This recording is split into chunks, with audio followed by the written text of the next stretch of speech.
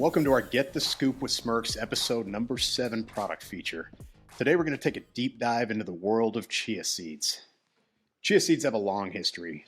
They were a staple food for the ancient Aztecs and Mayan people, dating back as far as 3500 BC. In fact, the word chia in ancient Mayan means strength. Aztec warriors used chia seeds to boost energy and increase stamina. Hey Garrett, some of our listeners might remember the Chia Pet back in the 1980s as the commercial went cha-cha-cha-chia commercials on TVs in the 80s. That sparked biggest chia sales in the US. When you water the clay figurine, the seeds sprouted to make it look like the fur of a chia pet. Who would have thought that their sales would reach 15 million chia pets in 2019? Today, chia seeds continue to be a growing commodity. According to Future Markets Insights, the worldwide market for chia seeds is expected to hit $203 million in 2023. They project it will reach $390 million by the year 2033. Man, I miss those chia pets and chia heads. I guess they're still around. There were Golden Girls chia heads. Those are my favorites. It's because I know you were interested.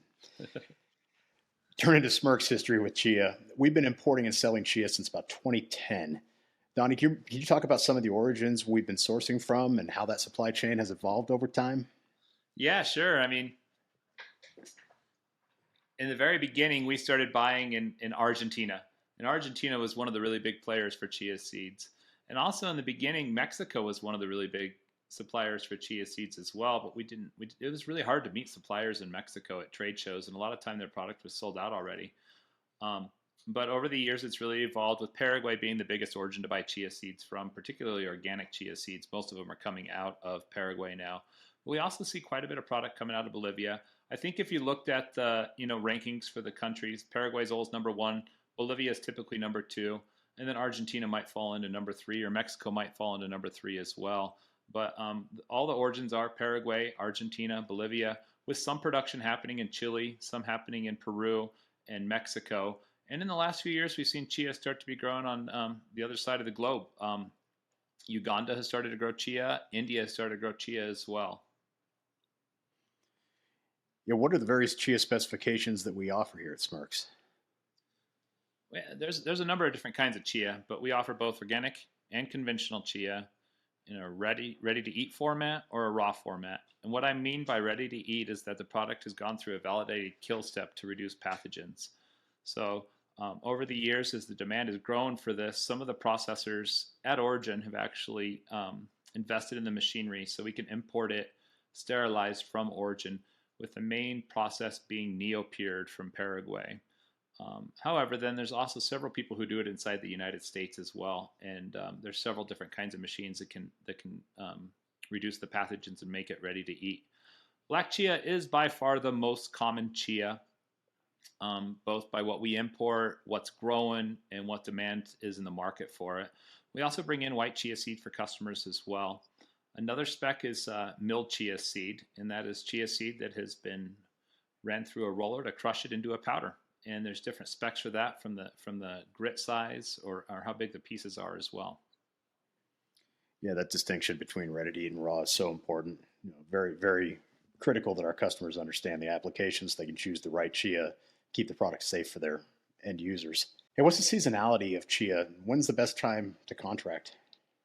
Generally speaking, the season is around May or June is when we start to see the early harvest in South America, and it harvests all the way through September. So we're right kind of at the tail end of it right now for the stuff going on in South America. In Mexico, the harvest is more in the November-December timeframe. So generally, you'd find that a little bit after what's going on in South America. Product from the new harvest is arriving in this month in September, and there's a lot more on the way in October and more after that. So usually we start contracting around July or August, but it's certainly not too late to get your coverage. For Smirks, chia is one of our top selling items by volume. So we try to keep stock on hand for spot buys, but we usually recommend contracting your needs when possible to ensure a steady supply. I would say, though, too, we find it beneficial sometimes to almost do your chia in 2 contract cycles. So maybe you do one around harvest time when we have an idea of what's going on, and then maybe you do another one to get you through when the next harvest will happen. So generally speaking, this year, we've got most of our people contracted into next year, And as we get into November, December, and we can see how far out the processors can offer shipment, we'll try to encourage people to book their needs through October next year so that they're covered until the new crop comes in. And then when we get back to June and July and we have a clear picture of what the crop actually looks like, we'll start doing the contracts again. So I do find that it's beneficial to kind of average it out between the two cycles every year. Yeah, that's great advice. Why is it you think chia consumption is on the rise? Well, there's a number of factors here. Chia is considered to be a superfood and is generally known to provide protein, fiber, and omega-3 fatty acids into the diet. When mixed with water, chia forms into a gel, which can have a sensation of making you feel more full when consumed. So, some people literally will just eat a spoonful of chia in the middle of, when you get that after a couple hours after lunch and you're kind of hungry, and it will expand inside your stomach and it'll fill you up. Plus, you get all the nutritional benefits that come along with it. So, as far as proteins are concerned, plant-based proteins are still a pretty hot category, and chia protein powder falls into this category. Also, when you think about plant-based proteins, there's a group of people that have to avoid specific allergens such as nuts and certain seeds, and chia is not on the FDA's list of major food allergens, so it's a good option for people with allergies. Yeah, definitely. How else is chia being used or consumed? Of course, you commonly see it in straight packs in retail pouches, but there's a variety of different applications for chia. Chia is an addition to fruit bowls and frozen yogurt. We also see it added to breakfast cereals, granolas, protein bars, granola bars, and snack chips. In terms of baked goods, you'll find chia added to crackers, breads, flatbreads, rolls, muffins, cakes.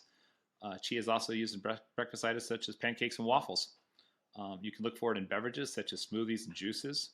There's an increase in chia seeds used in newer applications such as chia oils, milks, and gels. Chia is also incorporated into puddings, energy gels, fruit spreads, and fruit and veggie squeeze pouches for kids. On the savory side, chia is added atop vegetable dishes such as rice and green salads. In my house, my kids' favorite way to do it is to make overnight oats with chia inside of them. So generally they'll take some oats, add a spoonful of chia, maybe a little bit of protein powder to give it that little bit of sweetness and a little bit more protein, and then some kind of a milk inside of it, and they'll just stir it up and let it sit overnight, and then eat it with some fruit in the morning. So that's one of my family's favorite things to eat for breakfast. In the soap and cosmetic industry, chia oil is used to produce lotions and other skin products. And, Garrett, what's really interesting as well is chia is used in the pet food market. It's being added to animal feed, pet food, pet treats, and it's also very popular amongst horse enthusiasts because of the health benefits. It's really good for horses as well. Yeah, it's pretty amazing, the list of applications for chia. This really is a miracle superfood here. Love the stuff myself. My family loves it. Can't talk enough good about this ingredient. Well, we continue to see strong demand for chia, and the superfood is certainly a core item for Smirks. We look forward to working with more customers that want to expand their supply chain or explore new R&D projects using chia. Please hit us up if you have questions about chia or other bulk ingredients. And that wraps up our product feature segment on chia. Please reach out to us by email at whatsnew@smirks.com, and we look forward to receiving your questions and your feedback. Thank you very much.